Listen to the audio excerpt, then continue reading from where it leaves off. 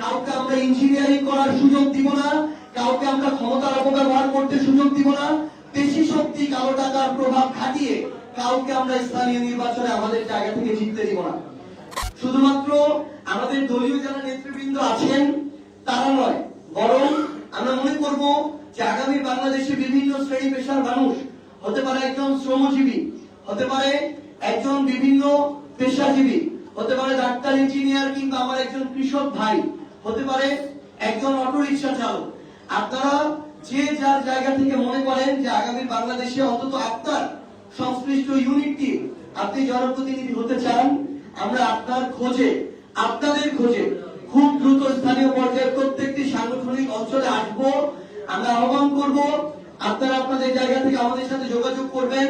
আমরা যখন আসবো আপনাদের যে চাওয়া পাওয়া গুলো, ইচ্ছাগুলো এবং আপনাদের আকাঙ্ক্ষাগুলো, সেগুলো আপনারা আমাদের সামনে তুলে ধরবেন। সেই হিসেবে সার্বিক বিবেচনায় জনগণের কাছে যার গ্রহণযোগ্যতা বেশি থাকবে আমরা আমাদের জায়গা থেকে তাকে আমাদের স্থানীয় পর্যায়ে প্রার্থী হিসেবে বিবেচিত করব।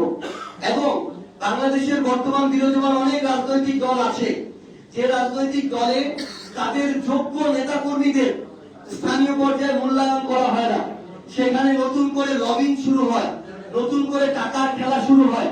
সেই জায়গায় দীর্ঘ সময় যারা কষ্ট করে এসেছেন তাদেরকে তাদের প্রাপ্য সম্মানটুকু দেওয়া হয় না। আমরা আপনাদেরকে আহ্বান জানাই, আপনি যদি আপনার জায়গা থেকে অতটুকু আপনার জনগণের আস্থা থাকার পরও দলীয়ভাবে মূল্যায়িত না হন, আপনার জন্য, আপনাদের জন্য জাতীয় নাগরিক পার্টি এনসিপির দরজা সবসময় খোলা থাকবে।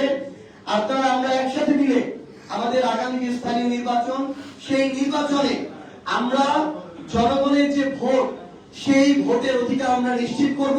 কাউকে আমরা ইঞ্জিনিয়ারিং করার সুযোগ দিব না, কাউকে আমরা ক্ষমতার অপব্যবহার করতে সুযোগ দিব না, পেশি শক্তি কালো টাকার প্রভাব খাটিয়ে কাউকে আমরা স্থানীয় নির্বাচনে আমাদের জায়গা থেকে জিততে দিব না।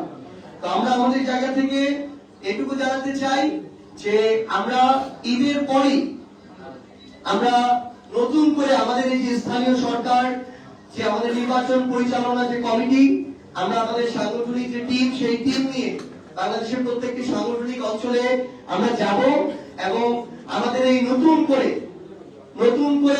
উদ্যমে আমাদের এই কর্মযাত্রা শুরু হচ্ছে। এই যাত্রা আপনাদের সাথে দেখা হবে।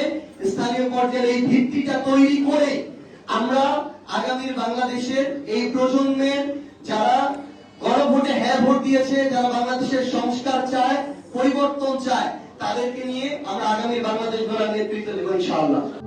প্রবাসীদের জন্য নির্মাণ হচ্ছে দেশের প্রথম স্মার্ট সিটি, যেখানে থাকছে স্কুল, মসজিদ, হাসপাতাল, সুইমিং পুল, হেলিপ্যাড, পাঠাগার, জিম, সুপারমার্কেট, শিশু পার্ক সহ সকল নাগরিক সুবিধা।